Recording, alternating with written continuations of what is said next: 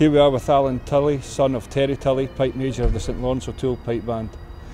100 years of the band, Alan, how do you see the next 100 going? Oh, it's hard to say, that's a tough question.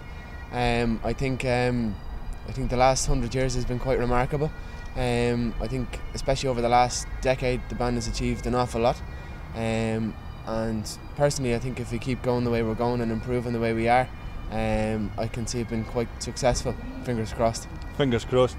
My first involvement in piping was with the Red Hackle Pipe Band, and I was a runner and I used to take the sheets round all the tents, and that was my first involvement in the pipe band movement. What was your first involvement in the pipe band movement? Well, your first memory? My first memory, I started learning pipes at the age of 7, and I played in St Patrick's Day parades from the age of 9 or 10. But I actually started myself as a runner. Oh, right. I did a couple of competitions up the north of Ireland. I used to do the same as yourself. When the band was playing, I used to run around the tents collecting the sheets, and that was really probably my first involvement as a little child in my small kilt. That's fantastic.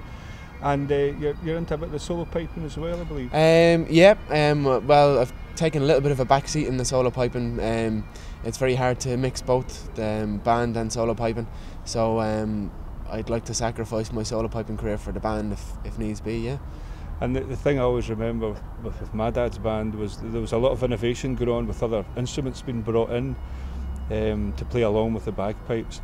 Is that something that you're an advocate of, with your father being such a great, prolific composer? Absolutely, because Dad has such a strong traditional Irish background. A lot of the tunes that he arranges come from traditional Irish CDs, so he gets quite a lot of very good ideas that he uses with our own CDs and our own concerts. You see, even from the concert last night, a few of the tunes that we arranged was very, very similar to what he would have heard off a trad CD, to try and incorporate it so it sounds as effective as that.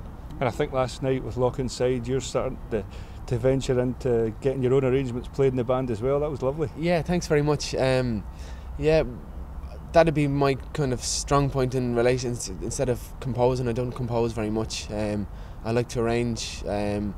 I like some of the older tunes, bringing back some of the older tunes and arranging them into different time signatures. We've got a couple of nice arrangements with like the Silver Threads and the Garb of Old Gall, and it's nice because it gives. Oh, these are lovely tunes, yeah. Puts a different twist on the older tunes. Father and son in the band, is there ever any arguments, Alan? Not really, to be fair. We work very well together.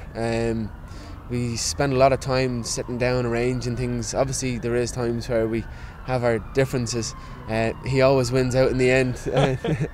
But no, like we come from the same line of thinking. Most of our ideas are very, very similar, and like anything I suggest, he seems to go with. Anything he suggests is always good. So yeah, no, it's a good relationship, good partnership.